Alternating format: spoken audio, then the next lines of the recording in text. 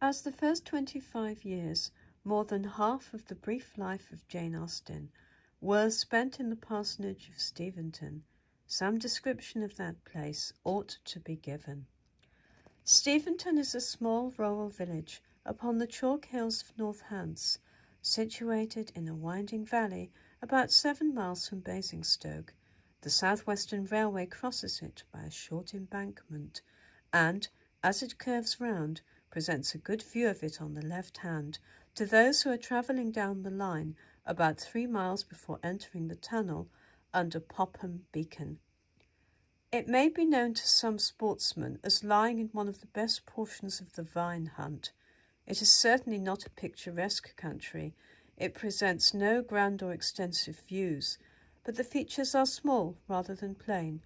The surface continually swells and sinks, but the hills are not bold nor the valleys deep.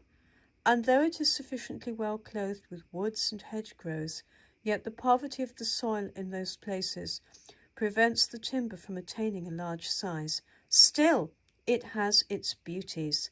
The lanes wind along in a natural curve, continually fringed with irregular borders of native turf, and lead to pleasant nooks and corners.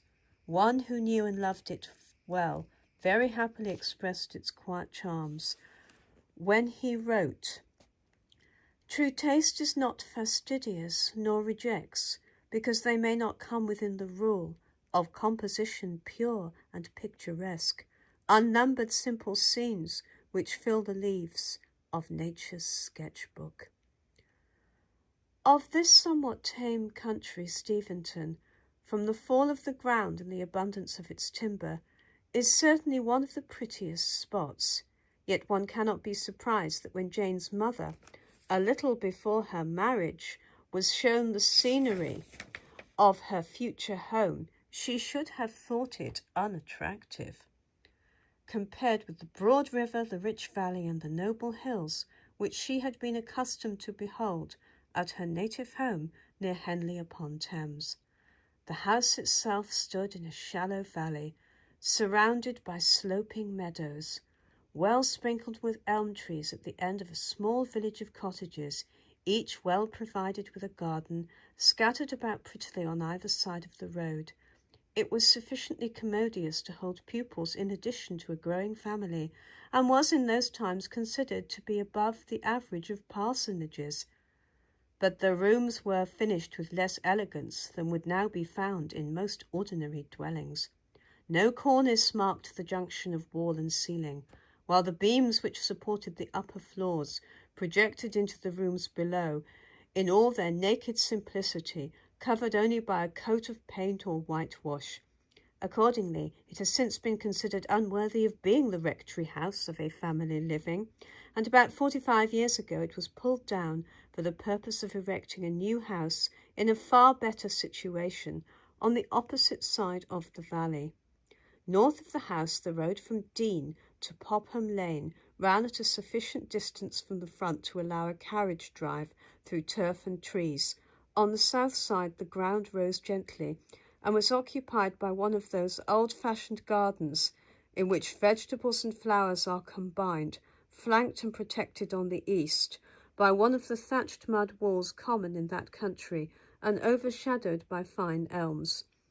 Along the upper or southern side of this garden ran a terrace of the finest turf, which must have been in the writer's thoughts when she described Catherine Morland's childish delight in rolling down the green slope at the back of the house.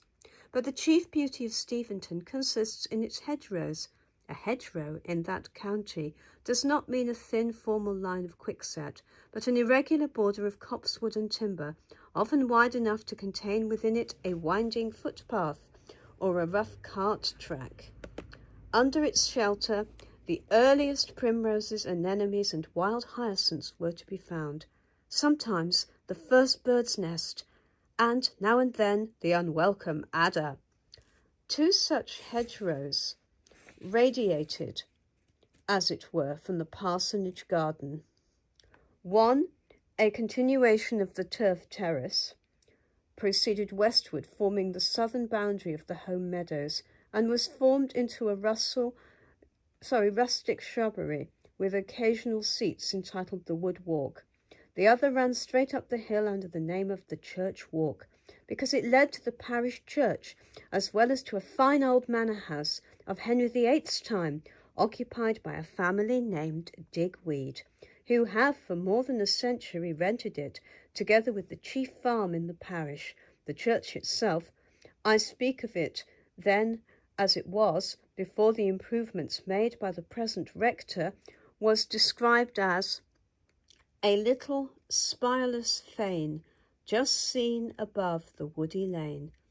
Might have appeared mean and uninteresting to an ordinary observer, but the adept in church architecture would have known that it must have stood there some 7 centuries, and would have found beauty in the very narrow early English windows, as well as in the general proportions of its little chancel, while its solitary position far from the hum of the village and within sight of no habitation, except a glimpse of the grey manor house through its circling screen of sycamores, has in it something solemn and appropriate to the last resting place of the silent dead.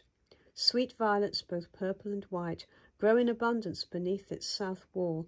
One may imagine for how many centuries the ancestors of those little flowers have occupied that undisturbed sunny nook, and may think how few living families can boast of as ancient a tenure of their land. Large elms protrude their rough branches, old hawthorns shed their annual blossoms over the graves, and the hollow yew tree must be at least coeval with the church. But whatever may be the beauties or defects of the surrounding scenery, this was the residence of Jane Austen for 25 years. This was the cradle of her genius. These were the first objects which inspired her young heart with a sense of the beauties of nature. In strolls along those wood walks, thick-coming fancies rose in her mind, and gradually assumed the forms in which they came forth to the world. In that simple church, she brought them all into subjection to the piety which ruled her in her life and supported her in death.